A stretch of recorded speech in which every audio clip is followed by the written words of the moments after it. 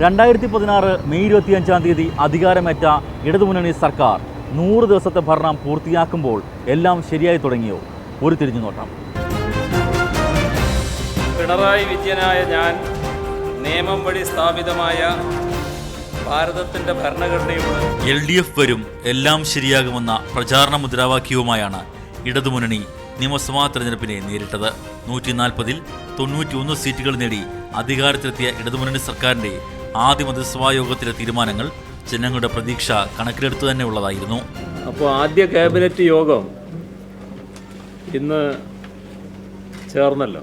കേരളത്തിൽ ഏറ്റവും കോളിളക്കം സൃഷ്ടിച്ച ഒരു സംഭവമാണ് ജിഷയുടെ കൊലപാതകം. അപ്പം അതുമായി ബന്ധപ്പെട്ട് കേരളീയ സമൂഹം വലിയ തോതിൽ പ്രശ്നങ്ങളിൽ അതൃപ്തി രേഖപ്പെടുത്തി കഴിഞ്ഞു. കോളിളക്കമുണ്ടാക്കിയ ജിഷ വധക്കേസിലെ പ്രതിയെ കണ്ടെത്താൻ അന്വേഷണ സംഘം രൂപീകരിച്ചതും കുടിശ്ശിക തീർത്ത് പെൻഷൻ തുക വീട്ടിലെത്തിക്കാനും ക്ഷേമ പെൻഷൻ 1000 രൂപയാക്കുവാനും ആദ്യ മന്ത്രിസഭാ യോഗം തീരുമാനിച്ചപ്പോൾ ജനങ്ങളുടെ പ്രതീക്ഷ വർദ്ധിച്ചു. DGP TP സെൻകുമാറിനെ അടക്കം മാറ്റി ഉന്നത ഉദ്യോഗസ്ഥ തലത്തിൽ നടത്തിയ അഴിച്ചുപണി ഭരണമാറ്റത്തിന്റെ പ്രകടമായ സൂചന നൽകി. ജിഷ വധക്കേസിലെ പ്രതിയെ പിടികൂടിയത് പോലീസിനും സർക്കാരിനും നല്ല പ്രതിച്ഛായ ഉണ്ടാക്കി.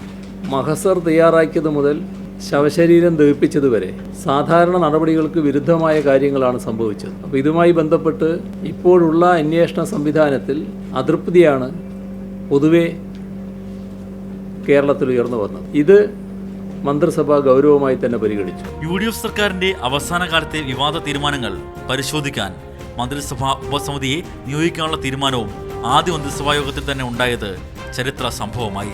ബുധനാഴ്ച തോറുമുള്ള മന്ത്രിസഭാ യോഗത്തിന്റെ തീരുമാനങ്ങൾ മുഖ്യമന്ത്രി തന്നെ വാർത്താ സമ്മേളനത്തിൽ വിശദീകരിക്കുന്ന കീഴ്വഴക്കം വേണ്ടെന്ന് വെച്ചത് ചർച്ചാ വിഷയമായി മാറി. പക്ഷെ എല്ലാ ക്യാബിനറ്റിലും നിങ്ങളെ കാണേണ്ടതുണ്ടോ എന്നുള്ളത് അറിയില്ല. ശരി, മന്ത്രിസഭയുടെ തീരുമാനങ്ങൾ വളരെ വ്യക്തതയോടുകൂടി മാധ്യമ സമൂഹത്തെയും പൊതുസമൂഹത്തെയും അറിയിക്കാനുള്ള ബാധ്യത സർക്കാരിനുണ്ട്. കഴിഞ്ഞ സർക്കാർ അത്തരത്തിലുള്ള കാര്യങ്ങളിൽ നിന്ന് പുറകോട്ട് പോയപ്പോൾ ഏറ്റവും ശക്തമായി ആ സർക്കാരിൻ്റെ നടപടികളെ വിമർശിച്ചവരാണ് ഇവിടുത്തെ ഇടതുപക്ഷ മുന്നണിയിലെ നേതൃത്വം. ഈ പ്രതിവാര പത്രസമ്മേളനങ്ങൾ നമുക്ക് നേരത്തെയുള്ള അനുഭവം, ഇതൊക്കെ ഓരോ വിവാദങ്ങൾക്ക് പുതിയ വിവാദങ്ങൾ, ജനങ്ങളുമായി ബന്ധപ്പെടുന്ന പ്രശ്നങ്ങളല്ല, നാടിൻ്റെ വികസനവുമായി ബന്ധപ്പെട്ടതല്ല, അഴിമതി വിരോധവുമല്ല, മറിച്ച് പുതിയ വിവാദങ്ങൾ സൃഷ്ടിക്കാനുള്ള വേദിയായി ഈ പത്രസമ്മേളനങ്ങൾ മാറ്റുന്ന ഒരു പ്രവണതയുണ്ടായിരുന്നു. ജനങ്ങളെ ഇരുട്ടിൽ നിർത്തുകയാണ്. പത്രക്കാരെ കാണുന്നില്ല. അദ്ദേഹത്തിൻ്റെ ഇഷ്ടം പത്രക്കാരെ കാണണോ വേണ്ടല്ലോ അദ്ദേഹത്തിന് തീരുമാനിക്കാം. വിവരാവകാശ നിയമത്തിൻ്റെ അന്തസത്ത പോലും ചോദ്യം ചെയ്യപ്പെടും. പത്രക്കാരെ ഞാൻ അവഗണിക്കുന്ന പ്രശ്നമൊന്നുമില്ല. പത്രസമ്മേളനത്തോട് എനിക്ക് വിരോധമില്ല. പത്രസമ്മേളനം നടത്തേണ്ട ഘട്ടത്തിൽ നടത്തും.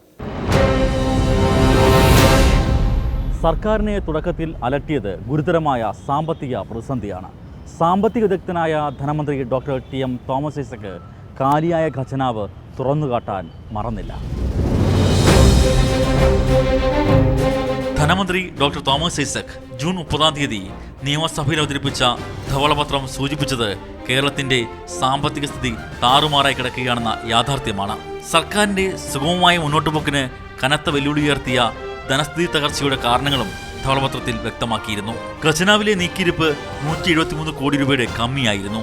കൊടുക്കാനുണ്ടായിരുന്ന ബാധ്യതയാകട്ടെ 6302 കോടി രൂപയുടേതുമെന്ന് ധവളപത്രത്തിൽ വ്യക്തമാക്കപ്പെട്ടു. ധവളപത്രം ഇറക്കിക്കഴിഞ്ഞ് മന്ത്രി തോമസ് ഐസക് തിരുത്തൽ ബജറ്റുമായി വന്നപ്പോൾ അത്ഭുതങ്ങളൊന്നും തന്നെ അതുകൊണ്ട് മലയാളികൾ പ്രതീക്ഷിച്ചിരുന്നില്ല.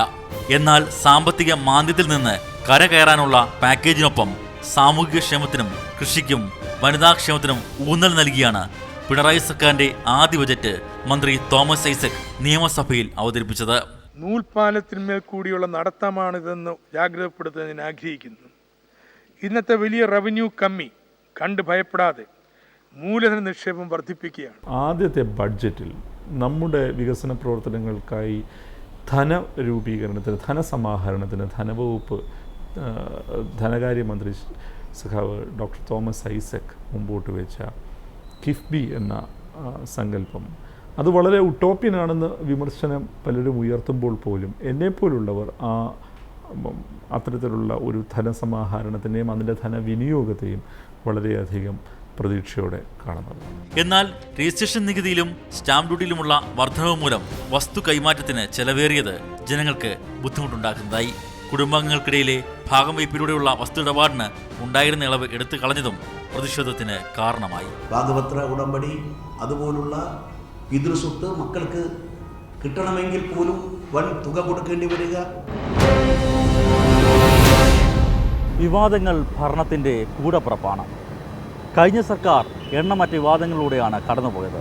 100 ദിവസത്തിനുള്ളിൽ LDF സർക്കാരും ചില വിവാദങ്ങളിൽപ്പെട്ടു. മുഖ്യമന്ത്രി പിണറായി വിജയൻ വിവിധ മേഖലകളിലെ പ്രമുഖരെ ഉപദേശക സ്ഥാനങ്ങളിൽ നിയോഗിച്ചു. മിക്കതും ശമ്പളമില്ലാത്ത പദവികളുമായിരുന്നു. എന്നാൽ മുഖ്യമന്ത്രിയുടെ നിയമോപദേശകനായി നിയോഗിക്കാൻ മന്ത്രിസഭായോഗം തീരുമാനിച്ച മുൻ അഡ്വക്കേറ്റ് ജനറൽ MK ദാമോദരൻ സർക്കാർ വാദിയായിട്ടുള്ള പ്രമാദമായ കേസുകളിൽ പ്രതിഭാഗത്തിന് വേണ്ടി ഹാജരായത് വലിയ കോളിളക്കമുണ്ടാക്കി. മുഖ്യമന്ത്രിയുടെ ഉപദേഷ്ടാവായിട്ടുള്ള MK ദാമോദരൻ അദ്ദേഹത്തിൻ്റെ സഞ്ജീവ് കുമാറിൻ്റെ കേസ് വാദിക്കാൻ പോയി. ചെറിയ കാര്യമാണോ? അഭിഷേക് സിംഗ്വി പോയപ്പോൾ കേസെടുത്തപ്പോൾ എന്ത് വിവാദമായിരുന്നു ഇവിടെ?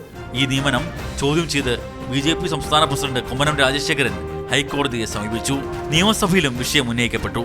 MK ദാമോദരൻ മുഖ്യമന്ത്രിയുടെ ഉപദേശകനായിരിക്കുന്നത് ഏതെങ്കിലും തരത്തിലുള്ള പ്രതിഫലം പറ്റിക്കൊണ്ടല്ല.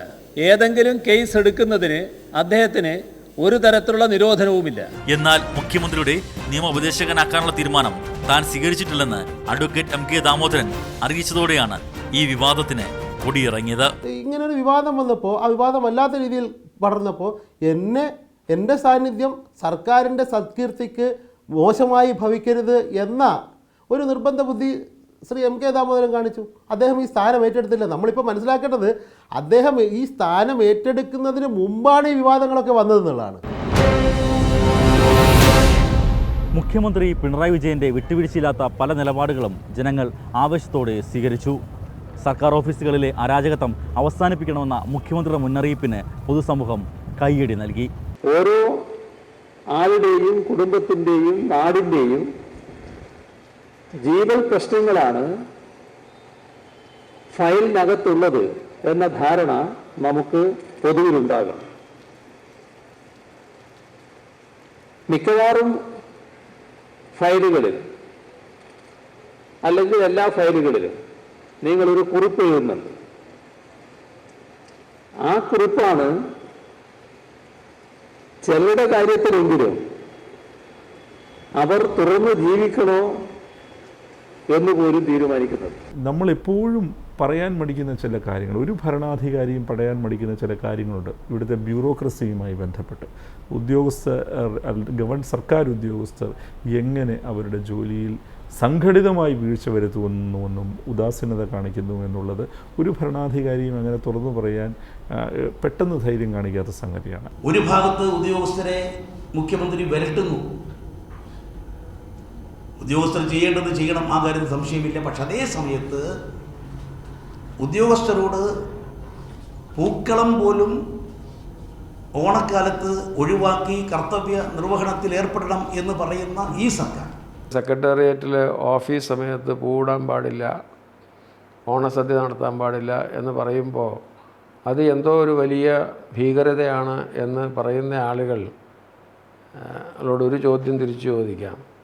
തിരുവോണത്തിൻ്റെ തലേ ദിവസമോ പിറ്റേ ദിവസമോ, ഓണത്തിൻ്റെ അന്ന് വേണ്ട, സെക്രട്ടേറിയറ്റിൽ വന്നൊരു പൂവിട്ടിട്ട് പോകാൻ പറഞ്ഞാൽ അവർ വരുമോ? അപ്പോൾ അനന്തപത്മനാഭൻ്റെ സമയത്ത് പൂവിടണം, ആ പണി വേണ്ടെന്നേ മുഖ്യമന്ത്രി പറഞ്ഞുള്ളൂ. ആഴ്ചയിൽ 5 ദിവസം മന്ത്രിമാർ ഓഫീസിൽ ഉണ്ടാകണമെന്നടക്കമുള്ള നിർദ്ദേശങ്ങൾ ജനവികാരം ഉൾക്കൊള്ളുന്നതായിരുന്നു. സർക്കാർ ജീവനക്കാർ ഉത്തരവാദിത്വ ബോധമുള്ളവരാവാൻ മുഖ്യമന്ത്രിയുടെ കർശന നിർദ്ദേശത്തിലൂടെ കഴിഞ്ഞുവോ എന്ന് വിലയിരുത്താൻ ഇനിയും സമയമുണ്ട്. ക്രമസമാധാനം ഇടതുഭരണത്തിൽ തകർന്നതായിരുന്നു പ്രതിപക്ഷത്തിന്റെ പ്രധാന ആരോപണം. രാഷ്ട്രീയ കൊലപാതകങ്ങൾ ചൂണ്ടിക്കാട്ടി BJP കേന്ദ്ര സർക്കാരിനെയും സമീപിച്ചു. കേരളം കുറ്റവാളികളുടെ വിഹാര കേന്ദ്രമായി മാറുന്നു. ക്രിമിനൽ സംഘങ്ങളും കൊട്ടേഷൻ സംഘങ്ങളും അരങ്ങ് തകർക്കുന്ന അവസ്ഥയിലെത്തിയിരിക്കുകയാണ്. രാഷ്ട്രീയ കൊലപാതകങ്ങളെ നിയന്ത്രിക്കാൻ പോലീസിന് കഴിയുന്നില്ല. CPMകാർക്കൊരു നീതി, മറ്റുള്ളവർക്ക് വേറൊരു നീതി. കേന്ദ്ര സർക്കാരുമായും പ്രധാനമന്ത്രി നരേന്ദ്രമോദിയുമായും നല്ല ബന്ധമാണ് മുഖ്യമന്ത്രി പിണറായി വിജയനും കൂട്ടരും പുലർത്തിയത്. രാഷ്ട്രീയമായ കടുത്ത എതിർപ്പ് നാടിൻ്റെ വികസനത്തെയും കെട്ടുറപ്പിനെയും ബാധിക്കാതിരിക്കാൻ കാട്ടിയ ശ്രദ്ധ മാതൃകാപരമാണ്. കേരളത്തിന്റെ പൊതുവായ വികസന ആവശ്യങ്ങളുമായി മുഖ്യമന്ത്രി പിണറായി വിജയൻ പ്രധാനമന്ത്രി നരേന്ദ്രമോദിയുമായി നടത്തിയ കൂടിക്കാഴ്ച സൗഹാർദ്ദപരമായിരുന്നു. അദ്ദേഹം ഞങ്ങളോട് പറഞ്ഞ ഒരു വാചകം, അത് കേരളത്തിന് നല്ല പിന്തുണ പ്രധാനമന്ത്രി നൽകുന്നു എന്നതിൻ്റെ ഭാഗമായിട്ടൊരു വാചകമായിട്ട് തന്നെയാണ് കാണുന്നത്. Consider this as your home എന്നാണ് അദ്ദേഹം എന്നോട് പറഞ്ഞത്. രാഷ്ട്രീയ ഭിന്നത കേന്ദ്ര സംസ്ഥാന ബന്ധത്തിൽ വിള്ളൽ വീഴ്ത്തേണ്ടതല്ലെന്ന നിലപാട് അഭിനന്ദിക്കപ്പെട്ടു. ഏറ്റവും ഒടുവിലത്തെ മന്ത്രിസഭാ യോഗം എടുത്ത തീരുമാനത്തിലൊന്ന്, ഈ അടുത്ത നവംബർ 1 കേരളപ്പിറവി ദിനത്തിൽ പരസ്യമായി മലവിസർജനം നടക്കാത്ത സംസ്ഥാനമായി കേരളത്തെ പ്രഖ്യാപിക്കാൻ പോവുകയാണ്. ആ പ്രഖ്യാപനം നടത്താൻ ഗവൺമെൻറ് ക്ഷണിക്കാൻ ആലോചിക്കുന്നത് പ്രധാനമന്ത്രി നരേന്ദ്രമോദിയാണ്. അപ്പോൾ അതൊരു മെസ്സേജാണ്.